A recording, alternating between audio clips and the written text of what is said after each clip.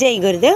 सभी प्यारे बच्चों को आज की कक्षा में आपकी अध्यापिका LNV रमीना की शुभ स्वागत। शैतान का हाल भी पढ़ा ही होगा। वो शैतान परिस्थिति और क्या चलिए होगा। उसे यह अभिमान हुआ था कि ईश्वर का उससे बढ़कर सच्चा भक्त कोई है ही नहीं। అతను ఫస్ట్ ఏంటంటే భగవంతుడికి చాలా గొప్ప భక్తుడు. అయితే ఏమనుకున్నాడంటే నాకంటే దేవుడికి అసలు భక్తుడు ఎవరు లేరు అనుకున్నాడు. అందుకే ఎక్కువ కలిసి నరక మీద వెళ్ళి చివరికి ఏమైంది, స్వర్గం నుంచి నరకానికి తోసేసాడు భగవంతుడు. షాహరూమ్ని బి ఏక్ బార్ అహంకార్ కియా. ఇక షాహరూమ్ కూడా ఒకసారి బాగా అహంకారం చూపించుకున్నాడు. షాహరూమ్ అంటే ఎవరు తెలుసా? ఓం నగర చక్రవర్తి. చక్రవర్తి అంటే ఎంత గొప్ప జీవితం చెప్పండి రా. అంత గొప్ప జీవితం వచ్చినా కూడా అహంకారం చూపించకూడదు, కానీ అతను అహంకారం చూపించాడు. మరి చివరికి అతని స్థితి ఏమైందో తెలుసా? బీక్ మాంగ్ మాంగ్ మరిగయా. మరి బిచ్చం అడుక్కుంటూ చనిపోయాడట చివరికి. తుమ్నేతో అభి కేవలం ఏక దర్జా పాస్ కియా హై. ఇప్పుడు నువ్వు ఒక్క క్లాస్ పాస్ అయ్యంతే. और अभी से तुम्हारा सिर फिर गया. ఇప్పటి నుంచి నీకు బుద్ధి పనిచేయడం మానేసిందా?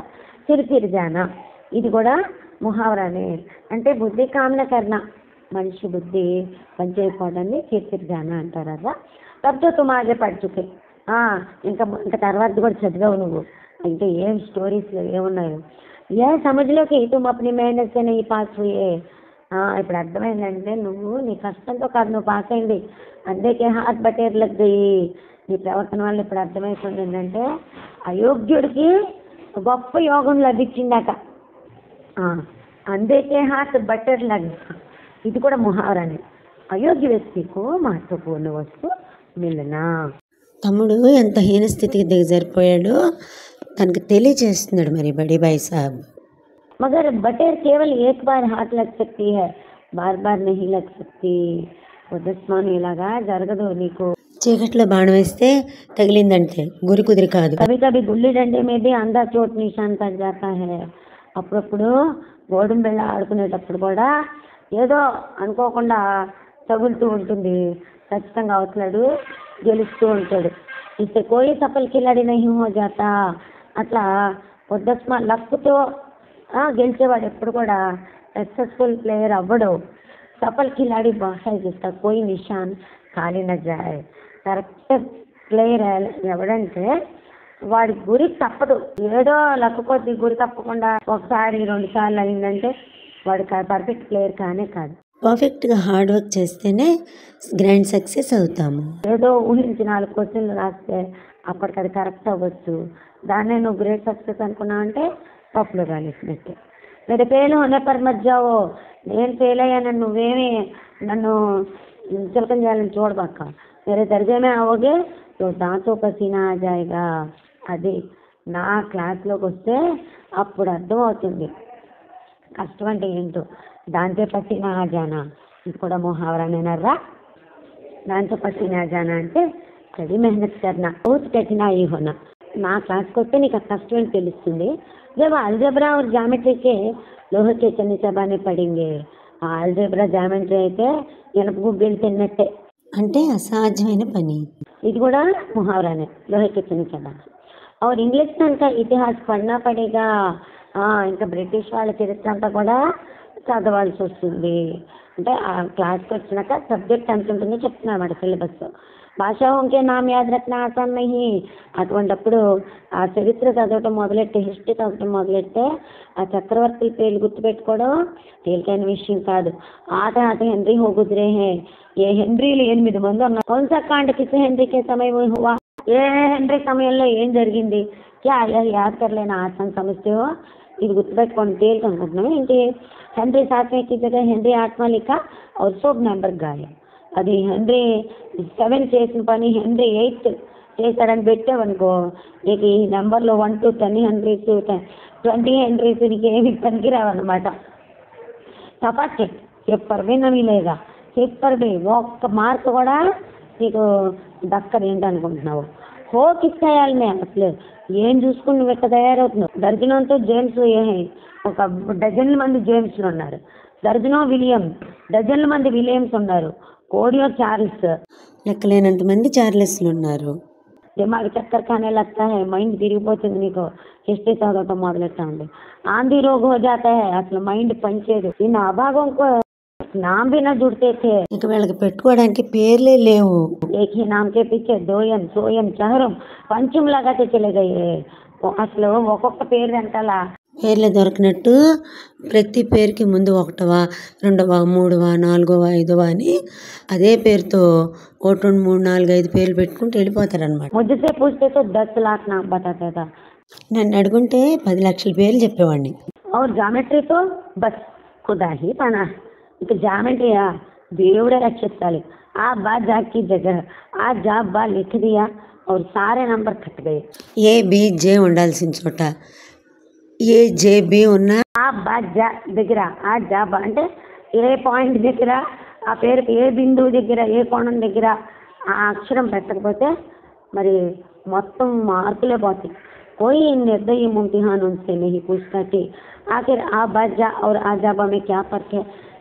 ఈ డైలైన్ ఎగ్జామినర్స్ ని ఎవరు అడగరు. ఏ బీజే బదులు ఏ జే బి పెడితే ఏమవుతుంది ఎవ్వరు అడగరు. और व्यर्थ की बात के लिए क्यों छात्रों का खून करते हो. ఎందుకు పనికిమాలిన విషయాల గురించి ఈ స్టూడెంట్స్ ప్రాణాలు తీయడం ఎందుకు అసలు? दाल भात रोटी खाई या भात दाल रोटी खाई, इसमें क्या रखा है. हाँ, పప్పు అన్నం రొట్టె తిన్నాం అన్న, అన్నం పప్పు రొట్టె తిన్నాం అన్న ఏమైనా తేడా ఉంటుందా. మగర్ इन परीक्षकों को क्या परवाह. వీళ్ళకేమైంది ఏబీసీ దగ్గర బీసీఏ రాసినా सीए भी రాసినా కూడా పప్పు కొట్టేసేస్తారు అంతే. और तो वही देखते हैं जो पुस्तक में लिखा है. అదేంగా వాళ్ళ పుస్తకంలో ఉన్నదిన్నట్టు వీళ్ళు రాశారా లేదా ఇదే కావాలి. चाहते हैं कि लड़के అక్షర రాడాలి. ఏమనుకుంటారు పిల్లలు ఒక్కొక్క అక్షరం బట్టి పట్టాలనుకుంటుంటారు వీళ్ళు. और इसी रटंत का नाम शिक्षा रख छोड़ा है. ఇలా బట్టి పట్టడమే చదువని వీళ్ళ పేర్లు. और आखिर इन बेसिर पैर के बातों के पढ़ने से फायदा. చివరికి తలతోట లేని ఈ విషయాలన్నీ చదివితే అసలు లాభం ఏంటి చెప్పు. इस रेखा पर वह लंब गिरा दो. ఈ రేఖ మీద ఆ లంబం గీయి. సో ఆధార లంబతే దుఃఖనా హోగా. అప్పుడు బేస్ లంబం కంటే డబల్ అవుతుంది. పూచియే ఇచ్చే ప్రయోజనం దీనివల్ల ఏంటి అసలు ప్రయోజనం ఏంటి. దుగునా నహి చౌగునా హో జాయ్. డబల్ కాదురా 4 times అవని, యాది ही रहे हाथे అవని मेरी बला से. लेकिन परीक्षा में पास होना है तो ये सब खुराफात याद करनी पड़ेगी. ఎన్ని రకాలుగా వాడు ఇచ్చిన పరీక్షలో పాస్ అవ్వాలంటే మాత్రం వచ్చినట్టు ఇవన్నీ చదవాల్సిందే నువ్వు. ఖైర్ ఆ సమయకి పాబందీ పరీక్ష నిబంధనలు సమయాన్ని సరిగ్గా పాటించాలి అనే విషయం మీద ఒక ఎస్సే రాయమన్నారు. जो 4 पन्ने से कम न हो. 4 పేజీలు తక్కువ కాకుండా రాయాలట. अब आप काफी सामने खोले, कलम हाथ में लिए, उसके नाम को रोइए. కాపీ బుక్ చేతిలో పెన్ను ఎదురుగా పెట్టుకొని చక్కగా రాస్తూ పో. कौन नहीं जानता कि समय की पाबंदी बहुत अच्छी बात है. ఎవరు తెలీదు టైం జాగ్రత్తగా మెయింటైన్ చేయడం చాలా మంచి విషయం అని. इससे आदमी के जीवन में సమయం आ जाता है. అందుకని ఆ సమయం పాటిస్తే మనిషి జీవితం చాలా చక్కగా ఉంటుంది. దూసరోं का उस पर स्नेह होने लगता है. అందరూ అతన్ని అభిమానించడం మొదలెడతారు. और उसके कारोबार में उन्नति होती है. నిత్య జీవితంలో అతను అభివృద్ధి చెందుతూ ఉంటాడు. लेकिन इस जरा सी बात पर 4 पन्ने कैसे लिखे. కానీ ఈ కొంచెం విషయం మీద 4 పేపర్లు ఎట్లా రాస్తుందా మనం. जो बात एक वाक्य में कही जा सके, ఏ విషయం అయితే ఒక్క వాక్యంలో చెప్పగలము उसे 4 पन्नों में लिखने की जरूरत. వాటిని 4 పేజీలు రాయాల్సిన అవసరం ఏంటి. అయితే ఇదే హిమాకత్ कहता हूँ. హిమాకత్ అంటే బేవకూఫీ. ఇదో పెద్ద మూర్ఖమైన టాపిక్ అని నేను చెప్తా. ఈ పద్ధతి కూడా మంచిది కాదు, కరెక్ట్ కాదు. ఏదో సమయకి కిఫాయత్ नहीं बल्कि उसका दुरुपयोग है. అసలు ఇలాంటి టాపిక్ రాయడం సమయాన్ని సద్వినియోగం చేసుకోవడం కాదు, దుర్వినియోగం చేసుకోవడమే. व्यर्थ में किसी बात को टूस दिया जाए. వ్యర్థంగా అర్థం పర్థం లేనివన్నీ నెత్తిన రుద్దడం. టూస్ దేనా అనేది కూడా ముహావరానే. हम चाहते हैं आदमी को जो कुछ कहना हो चटपट कह दे और अपनी राह ले. ఏమైనా చెప్పదలుచుకుంటే ఉన్నదన్నట్టు ఒక మాటలో చెప్పేసేసేయాలి, ఎవరితోనో అది వెళ్ళిపోవాలి. మగర్ నహీ అట్ట కాదే, అప్పు 4 పన్నే రంగనే పడింగే. ఇట్లాంటి విషయాల మీద 4 పేజీలు కలర్ఫుల్గా రాయాల్సిందే. चाहे जैसे लिखिए और पन्ने भी पूरे फुल स्केप आ करके ఏం రాసినా సరే फुल स्केप పేజీలో రాయాలి. यह छात्रों पर अत्याचार नहीं तो और क्या है. ఇది పిల్లల్ని హింసపరచడం కాకపోతే ఇంకేంటిరా. अनर्थ तो यही की कहा जाता है.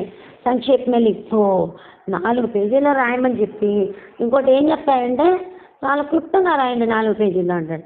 ఏమిటి అసలు ఇది? ఒక 2 వాక్యాల్లో చెప్పగలిగేది 4 పేజీలు రాయమంటాం ఏంటి? 4 పేజీల్లో క్లుప్తంగా రాయడం ఏంటి? అసలు మైండ్ ఉందా?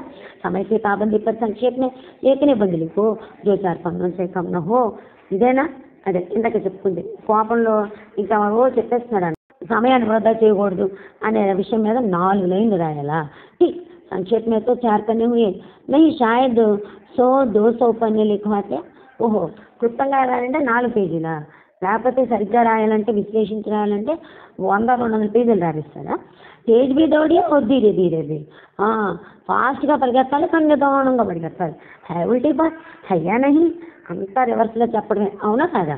వాళ్ళకి भी इतनी सी बात समझ सकता है. పిల్లలకు కూడా ఇది తెలుసు. లేకపోతే నేను అధ్యాపకంకు ఇతని తమీజ్ भी नहीं. ఈ టీచర్లకు మాత్రం ఈ మాత్రం కూడా బుద్ధి ఉండదు. उस पर दावा है कि हम अध्यापक हैं. వాళ్ళకి ఏమిటి మనసులో ఉంటుందన్నమాట, మేము టీచర్లు. मेरे दर्जे में आओगे लाला तो ये सारे पापड़ बेलने पड़ेंगे. నా క్లాస్లోకి వస్తే ఈ తిప్పలన్నీ పడాల్సిందే నువ్వు, పాపड़ बेलना. ఇది కూడా ముహావరానే. और तब आटे दाल का भाव मालूम होगा. అప్పుడు తెలుస్తుంది అసలు విషయం ఏంటో ఏదేంటనేది నీకు నా క్లాస్కి వస్తే అర్థమవుతుంది. आटे दाल का भाव मालूम होना కూడా ముహావరానే. इस दर्जे में अव्वल आ गए हो. ఈ క్లాస్లో అయితే నువ్వు ఫస్ట్ వచ్చేవులే. तो जमीन पर पाँव नहीं रखते, जमीन पर पाँव नहीं रखना. ఇది కూడా ముహావరానే. ఏ కాళ్ళు భూమి మీద నిలవట్లేదా అంటారే అదనమాట. इसलिए मेरा कहना मानिए, నేను చెప్పినట్టు విను. लाख फेल हो गया हूँ, 1,00,000 साल फेल అయిపోయా. लेकिन तुमसे बड़ा हूँ, కానీ నీకంటే పెద్దోడ్నే. संसार का मुझे तुमसे कहीं ज़्यादा अनुभव है. ఈ ప్రపంచం అంటే నీకంటే నాకే ఎక్కువ అనుభవం ఉంది. जो कुछ कहता हूँ उसे गिरा बांधिए, नहीं पछताएगा. గిరా బాంధన ఇది కూడా ముహావరానే. గిరా బాంధన అంటే ఏంటి? అర్థం చేసుకోవడం. అచ్చి తరహే సమజ్నా. చెప్పేది సరిగా అర్థం చేసుకో, తర్వాత పశ్చాత్తాపడతావు నువ్వు. స్కూల్ కా సమయం నిక్కచ్చా. అమ్మయ్య స్కూల్ టైం అయిపోతుంది. नहीं ईश्वर जाने ये उपदेश माला कब समाप्त होती. అసలు ఈ ప్రవచనాలు ఎప్పుడు పూర్తవుతాయో అన్నగారి నోట్లోంచి ఆ భగవంతుడిగా తెలియాలి. భోజన ఆది ముదే నిస్వార్థ చాలా గ్రహాత. రుచి పచ్చి లేకుండా అయిపోయింది భోజనం ఇంటి తిట్టిందన్నాక. जब पास होने पर या तिरस्कार हो रहा है तो फेल हो जाने पर तो शायद प्राण ही ले लिए जाए. పాస్ అయితేనే ఈ రకంగా మాట్లాడుతున్నా నన్ను, ఇక ఫెయిల్ అయితే నా పని ఏమవునో. भाई साहब ने अपने दर्जे की पढ़ाई का जो भयंकर चित्र खींचा था उसने मुझे भयभीत कर दिया. తన క్లాసు ఎంత కఠినమైన క్లాసు ఓ స్కెచెస్ చూపించాడు మా అన్న. దాంతో నేను పెద్ద కరారు పుట్టింది నాకు. స్కూల్ छोड़कर घर नहीं भागा. ఇక స్కూల్ వదిలిపెట్టి ఇంటికి వెళ్ళా. यही ताज्जुब है, लेकिन इसमें तिरस्कार कर भी उसको में मेरे अरुचि जो की क्यों बनी रही. బాబా ఇట్లాంటి కండిషన్ వచ్చినా కూడా బుక్స్ అంటే మాత్రం నాకు ఎలా డొంకిత్యం అని అంటే ఎలా ఉందో అలాగే ఉంది. నా మైండ్ ఏం మారలే వాటి గురించి. खेलकूद कोई అవసరం हाथ से न जाने देता, हाथ से ना जाने देना. చేతిలోంచి ఏ చిన్న అవకాశం వదిలిపెట్టుకొని ఆడుకోవడానికి పడుతుంది. మగర్ బహుత్ కమ్ చదువుతా కానీ చాలా తక్కువ చదువుతా. బస్ ఇतना कि रोज टास्क पूरा हो जाए और दर्जे में जालिल ना होना पड़े. ఎలా చదువుతాను? ఎంతో కొంత టాస్క్ ఇవ్వాలి, టాస్క్ వాళ్ళు పూర్తి అవ్వాలంతే, అంతకుముందు తినపోకుండా చాలరా. ఇతను మంచి ఇంటెలిజెంట్ కాబట్టి ఒకసారి చదివితే అతనికి వస్తుంది. ఐక్యూ పవర్ తనకి ఎక్కువ ఉంది. ఒకసారి చదివితే వస్తుంది. దాన్ని అంటే అసలు చదివే విధానం ఏంటో చూసారా? ఇవాళ టాస్క్ వాళ్ళు పూర్తి చేయడం. ప్రతిరోజు కూడా ఏ రోజు టాస్క్ ఆ రోజు పూర్తి చేస్తే మిగతా టైము ఇలా సరదాగా ఉండొచ్చు అని ఇక్కడ చెప్పకనే చెప్తున్నారు కదా. కానీ మనం ఏం చేస్తాం? ఆ టాస్క్ పూర్తి చేయడం అదేదో పెద్ద కొండెక్కినట్టు అనుకుంటాం. మీ క్లాసుకి కావాల్సిన సిలబస్సే మీ పుస్తకాల్లో ఉంటుంది. అట్లాంటప్పుడు అది మీరు చక్కగా పూర్తి చేస్తే ఇబ్బంది ఏమి ఉండదు కదా. ఈ పాఠం వింటున్నంతసేపు మీరు చదవకుండానే మార్కులు వచ్చేస్తాయి అనుకోవడం చాలా తప్పు. ఇతను ఏం చేస్తున్నాడు? ఇతను చెప్పాడు కదా, ఏ రోజు ఆ రోజు పూర్తి చేయాల్సిందే. అప్పుడు ఎవరి ముందు తలవంపులు ఉండదు అని అతను ఎలా అనుకుంటున్నాడో పరీక్షల ముందు కూడా మనం తల ఉంచాల్సిన అవసరం ఉండదు. ఓకేనా? अपने ऊपर जो विश्वास पैदा हुआ था वो फिर लुप्त हो गया. నా మీద నాకున్న నమ్మకం కాస్త పోయింది మళ్ళీ. और फिर चोरों का सा जीवन कटने लगा. మళ్ళీ దొంగ జీవితం అయిపోయింది. అన్నయ్యకి కనపడకుండా బతకటం, ఇదే ఈ దొంగ జీవితం అంతా. फिर सालाना इम्तिहान हुआ. మళ్ళీ యాన్యువల్ ఎగ్జామ్స్ వచ్చాయి. और कुछ ऐसा संयोग हुआ कि मैं फिर पास हुआ, మళ్ళీ నాకు పాస్ అయ్యే అదృష్టం పట్టింది. అంటే చదివింది చదివినట్టు ఇతను మర్చిపోడు, ఏ రోజు ఆ రోజు చదువుతాడు, కానీ ఒక్కసారి చదివితే చాలా అనమాట ఇతని గుణం అది. సరే మళ్ళీ పాస్ అయ్యాడట. భాయ్ సాబ్ ఫిర్ ఫెయిల్ హోగే, మరి అన్నగారు కూడా పాస్ అవ్వాలిగా, ఆయన మాత్రం మళ్ళీ ఫెయిల్ అయ్యాడు. అంటే ఇతను కాన్సెప్ట్ అర్థం చేసుకొని చదువుతాడు. అతను కాన్సెప్ట్ అర్థం చేసుకున్నప్పుడు ఎంత చదివినా ఒకటే. ఇది కూడా మీరు జాగ్రత్తగా గుర్తుపెట్టుకోవాలి. मैंने बहुत मेहनत नहीं की, ఎక్కువ కష్టమే పడలా నేను. पर न जाने कैसे दर्जे में अव्वल आ गया. అసలు ఎలా ముందు క్లాస్ ఫస్ట్ వచ్చాను నాకు కూడా తెలియట్లా. मुझे खुद आश्चर्य हुआ, నాకు అసలు చాలా ఆశ్చర్యం వేస్తుంది. भाई साहब ने प्राणांतक परिश्रम किया, అన్నంత హార్డ్ వర్క్ చేశారు కదా. కోర్స్ కా एक शब्द చాట్ गए थे, ప్రతి పదం కూడా బట్టి పట్టేశారు.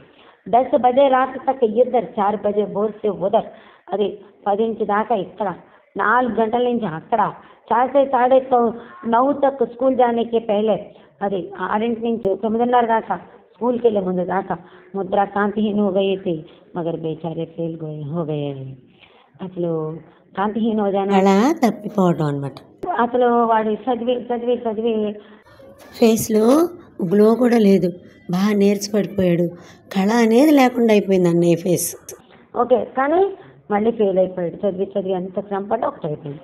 मुझे उन पर दया आती था, నేను చూసి నాకు జాలి వేస్తుంది. నతీజా సునాయా గయా, రిజల్ట్స్ డిక్లేర్డ్. तो वो रो पड़े, బాగా ఏడ్చాడు అన్నయ్య. और मैं भी रोने लगा, నేను కూడా అవడం మొదలెట్టా. अपने पास होने की खुशी आधी हो गई, నేను పాస్ అయిన సంతోషం సగమే అయింది. मैं भी फेल हो गया होता, अब నేను కూడా తప్పుంటే तो भाई साहब को इतना दुख ना होता. ఇతను ఎంత ప్రేమ అన్నయ్య మీద, అలా తిడుతున్నాడని ఆ తిట్లు తినలేక తన బాధ రకరకాలుగా వర్ణించాడు. కానీ అన్నంటే ఎంత ప్రేమ అంటే, అసలు అన్నయ్య తప్పాడు, అన్నయ్య బాధ చూడలేక నేను తప్పితే అన్నయ్య ఎంత ఏడ్చేవాడు కాదేమో అని. లేकिन विधि के बाद कौन टाले, అది తలరాతను ఎవరు తప్పించగలరు. मेरे और भाई साहब के बीच में अब केवल एक दर्जे का अंतर और रह गया. ఇంకేముంది, మా ఇద్దరి మధ్యలో ఒక్క క్లాసే ఉంది ఇప్పుడు. मेरे मन में एक कुटिल भावना उदय हुई कि कहीं भाई साहब 1 साल और फेल हो जाए तो मैं उनके बराबर हो जाऊं. నా బ్రెయిన్ అసలు ఎలాంటిదంటే, నాకు వెంటనే ఒక థాట్ వచ్చేసింది, అన్నయ్య ఈ సంవత్సరం కూడా తెస్తాడు అనుకో, వచ్చే సంవత్సరం ఇద్దరం ఒకే క్లాస్లో కూర్చోవచ్చుగా. फिर वह किस आधार पर मेरी तजवीज़ कर सकेंगे. అప్పుడు ఇక నన్ను ఎలా నిందిస్తాడు నేను చూస్తా. लेकिन मैंने इस विचार को दिल से बलपूर्वक निकाल डाला. చాలా ప్రయత్నపూర్వకంగానే ఇట్లాంటి దరిద్రపు ఆలోచనను వదిలించేసుకున్నాను. आखिर वह मुझे मेरे हित के विचार से ही तो डांटते हैं. అది నిజంగా తెలుగుగల పిల్లాడు, పాస్ అయ్యాడంటే ఊరికనే పాస్ అవుతాడా. అన్ని మాటలు అంటున్నప్పటికి కూడా అంతఃచేతన అతన్ని ఎప్పుడు నిద్రలేపుతూనే ఉంది. ఏం చెప్తున్నాడు అన్నయ్య, నా కోసమే చెప్తున్నాడు కానీ ఊరికి ఇంక దేంట్లో చెప్తున్నాడా. मुझे इस वक्त सही लगता है, నాకు ఇప్పుడు ఇష్టం ఉండకపోతే మాటలని. अवश्य, मगर यह शायद उनके उपदेशों का ही असर है कि मैं धनाधन पास हो जाता हूँ और इतने अच्छे नंबरों से. నిజానికి అన్నయ్య ఎంత చెట్టబట్టే నేను ఎట్ ఏ టైం సింగిల్ అటెంప్ట్లో పాస్ అయిపోతున్నాను. ఇవన్నీ ఫస్ట్ ర్యాంక్తో వస్తున్నాను నేను. అన్నయ్య వల్లే ఇది నాకు ఈ మంచి జరిగింది. अब भाई साहब बहुत कुछ नरम पड़ गए थे. ఇంకేముంది, మెత్తపడ్డాడు అన్నయ్య కొంచెం. कई बार मुझे डांटने का अवसर पाकर भी उन्होंने देर से काम लिया. ఎన్నోసార్లు తిట్టే అవకాశం వచ్చినా కూడా కామ్గా ఉన్నాడు. शायद अब वह खुद समझने लगे थे कि मुझे डांटने का अधिकार उन्हें नहीं रहा. అది ఇతనికి 1 year దాకా మెచ్యూరిటీ వచ్చింది. అలాగే అన్నయ్య కూడా అనుకుంటున్నాడు, నేను పెద్ద అయ్యే కొద్దీ అన్నయ్య కూడా అనుకుంటున్నాడు, ఇక నన్ను మాట అంటాం అంత మంచిది కాదు, అతనికి అధికారం నాకు లేదు అనుకుంటున్నాడు. రహాబి ఉన్నా సరే సో బహుత్ కమ్ కాస్తే ఉంటుంది. అంటే ఇతను ఎలా ఇష్టం వచ్చినట్టు బిహేవ్ చేస్తున్నా వాళ్ళ అన్నయ్య ఏం చేస్తే ఆయన్ని. మీరు స్వచ్ఛందత బి బడి, ఇక విశృంఖలత్వం ఎక్కువైపోయింది, ఇష్టం వచ్చినట్టు చేయడం మొదలెట్టేసాడు. మరి ఉనికి సహిష్ణుత కానుచిత్ లాభోతానేలాగా అతని ఓర్పుకి పరీక్ష పెట్టడం మొదలెట్టా. అంటే అతని ఇచ్చిన స్వేచ్ఛ అంతా పాడు చేసుకుంటున్నాను నేను. मुझे कुछ ऐसी धारणा हुई कि मैं पास ही हो जाऊँगा, पढ़े या ना पढ़े मेरी तकदीर बलवान है. నాకు ఇంకా ఏం కన్ఫర్మేషన్ వచ్చింది, నేను పాస్ అవుతూనే ఉంటా, చదివినా చదవకపోయినా. मेरी तकदीर बला, నా అదృష్టం గట్టిది. इसलिए भाई साहब के डर से जो थोड़ा बहुत पढ़ लिया करता था वो भी बंद हुआ. అన్న భయంతో ఏదో చదివేవాడిని కదా, అది కూడా ఆపేశా. मुझे కనుక भी उड़ाने का नया शौक पैदा हो गया था. ఇంకా డెవలప్మెంట్ ఏంటి, గాలిబాట ఎగరేయటం అలవాటు అయింది. और अब सारा समय पतंगबाजी की ही बेंट होता था. बेंट हो जाना అంటే ఇది కూడా ముహావరానే, సమర్పిత हो जाना. అది నా టైం అంతా కూడా గాలిపటాలు ఎగరేయటానికి. फिर भी मैं भाई साहब का अदब करता था और उनकी नज़र बचाकर तन को उड़ाता था. పైకైతే కంటున్నాను కానీ ఇంకా అనేకళ్ళు గట్టి చేస్తున్నాయి పనులన్నీ. मांझा देना, कन्ने बांधना, पतंग टूर्नामेंट की तैयारियां, अरे समस्याएं सब गुप्त रूप से हल की जाती थी. अरे मांझा कట్టడం, గాలిపటాలు టోర్నమెంట్ తయారవటం, అరేంజ్మెంట్స్ అన్ని చేయటం, ఇలాంటివన్నీ కూడా సైలెంట్గా జరిగిపోతున్నాయి. मैं भाई साहब को यह संदेह न करने देना चाहता था कि उनका सम्मान और लिहाज मेरी नज़रों में कम हो गया है. చేసే పనులు సైలెంట్గా చేస్తే ఇంకా ఏం చెప్తున్నాడు చూసారా, సమర్థించుకుంటూ మా అన్నయ్య గౌరవం నా దగ్గర తగ్గిందని మా అన్నయ్యకి తెలవకుండా జాగ్రత్తగా నేను నా పనులని కానిచ్చేస్తున్నా అని చెప్తున్నాడు. एक दिन संध्या समय हॉस्टल से दूर मैं एक कनकौवा लूटने बेतहाशा दौड़ा जा रहा था. ఒకరోజు సాయంకాలం హాస్టల్కి దూరంగా ఒక గాలిపటం తెగ పడిపోతే పట్టుకుందామని పరిగెత్తుతున్నాను. ఆంకే ఆస్మాన్కి ఓర్తి కళ్ళేమో ఆకాశం వైపు ఉన్నాయి. మనం కూడా అలాగే చేస్తుంటాం కదా. और मन उस ఆకాశగామి పదికి ఓర్, మనసేమో ఆ ఆకాశంలో ప్రయాణించే ప్రయాణికుడి వైపట. చూసారా గాలిపటాన్ని ఎంత అందంగా బంధిస్తున్నాడో, ఆకాశగామి పదికండం. జో మందగా తీసే ఝూమ్తా పతన్కి ఓర్ చలా రహా థా. ఎట్లా కిందకు వస్తుందిట ఆ గాలిపటం, మందగా తీసే ఝూమ్తా నెమ్మదిగా అటు ఇటు ఊపుకుంటూ కింద పడిపోవడానికి వస్తుంది. మనకు ఈ ఆత్మ స్వర్గ से निकलकर विरक्त मन से नए संस्कार ग्रहण करने जा रही हो. అబ్బా ఇదేనా రచయితలకి మనకి ఉండే తేడా. మనం ఏం చేస్తాం, గాలిపటం కింద పడిపోతుంది అంటుంటాం కదా. ఈయన ఎంత అందంగా చెప్పారు చూడండి. ఈయన ఈ గాలిపటం ఆకాశగామి పదికంట, మందుగా తీసే జూమ్తా పతంకి అంట. చూడండి ఇంకేం చెప్తున్నాడు. స్వర్గం నుంచి ఆత్మ ఒకటి కొంచెం వైరాగ్యంగా కిందకి దిగిపోతూ ఏదో కొత్తవి నేర్చుకోవాలి అన్నట్లుగా వస్తుంది భూమి మీదకి. बालकों की पूरी सेना लग गया और झाड़दार बांस लिए उनका स्वागत करने को दौड़ी आ रही थी. మరి పిల్ల సైన్యం అంతా అట్లాగే నాట్లాగే దాన్ని పట్టుకోవడానికి పరిగెత్తుకొస్తున్నారు. ఏంటి ఆ వెదురు చీపుళ్ళు వెదురు కర్రలు పట్టుకొని ఎవరికి దాంతో పెట్టితే అందితే వాళ్ళదనమాట. అది అలా గబగబ పరిగెత్తుకుంటూ వచ్చేస్తున్నట్ట. ఇసికో అప్నే ఆగే పీచేకి ఖబర్ నథీ. అందరు గాలిపటం వెంబడిపోతుంటే ఏమవుతున్నారా, ముందు వెనక ఏమి తెలియదు, వాళ్ళకి ఒక్కటే కనబడుతుంది, గాలిపటం కనబడుతుంది, దాని వెనకాల వెళ్ళిపోవాలంతే. सभी मानव उस पतंग के साथ ही आकाश में उड़ रहे थे जहाँ सब कुछ समतल है, न मोटर कारें हैं, न ट्राम, न गाड़ियाँ.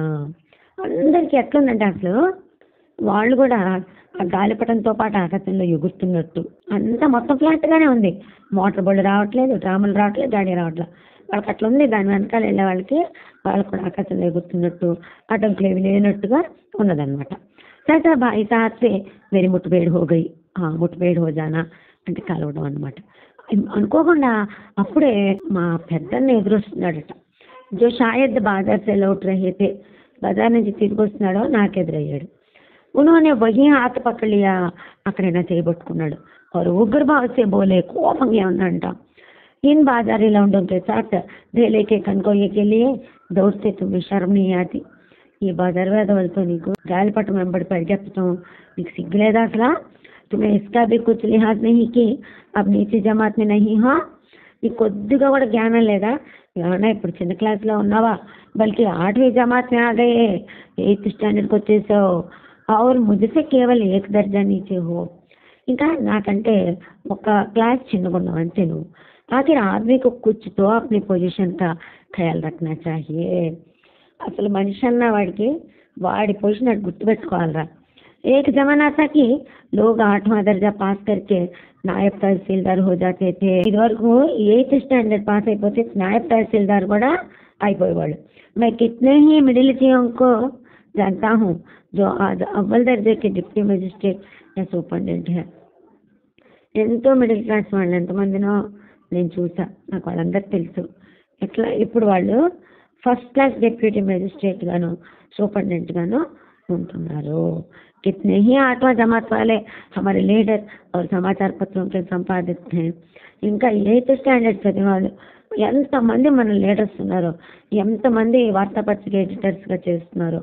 बड़े बड़े विद्वान उनकी मातहती में काम करते हैं. और तुम इसी 8वें दर्जे में आकर बाजारी लौंडों के साथ कनकोये के लिए दौड़ रहे थे. అట్లాంటి వాళ్ళు తెలుసు నాకు.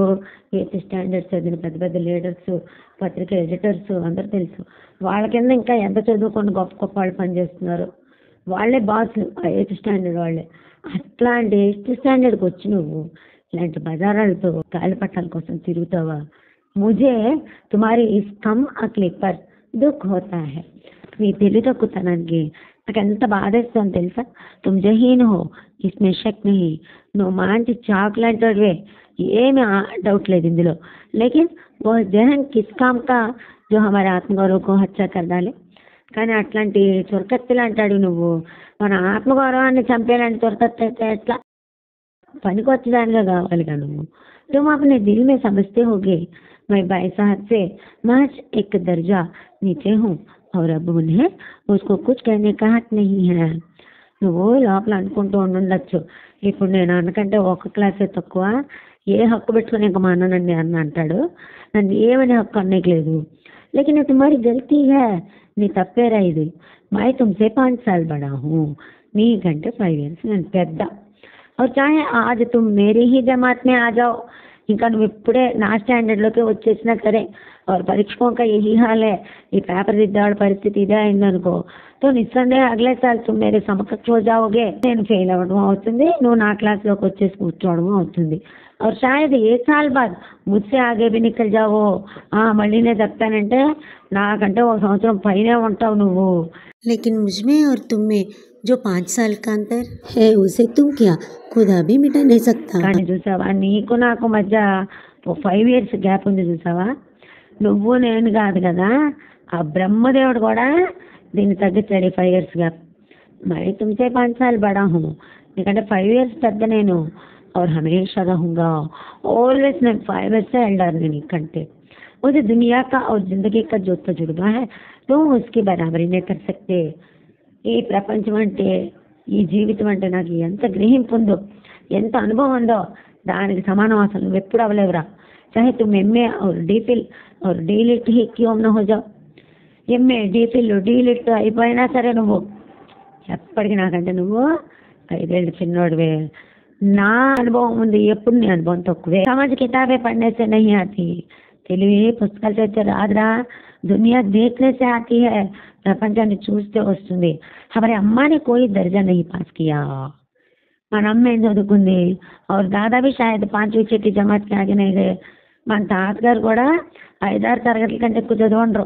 लेकिन हम दोनों चाहे सारी दुनिया की विद्या पढ़ ले, కానీ మన ఇద్దరం ఈ ప్రపంచంలో ఉన్న చదువంతా చదివినా సరే अम्मा और दादा को हमें समझाने और सुधारने का अधिकार हमेशा रहेगा. మనం ఎంత గొప్ప వాళ్ళైనా సరే మన అమ్మ మన తాత మనల్ని ఎప్పుడు సరిదిద్దడానికి ఎప్పుడు ఉంటారు తెలిసిందా. మనకి నచ్చ చెప్పాలన్నా వాళ్ళే చెప్పాలి. కేవలం इसीलिए नहीं कि वे हमारे जन्मदाता हैं. మనకి జన్మించినందుకు కాదు, बल्कि इसलिए कि उन्हें दुनिया का हमसे ज़्यादा तजुर्बा है और रहेगा. మనకంటే వాళ్ళకి ప్రపంచ జ్ఞానం ఎక్కువ, ఎప్పటికీ ఎక్కువే ఉంటుంది.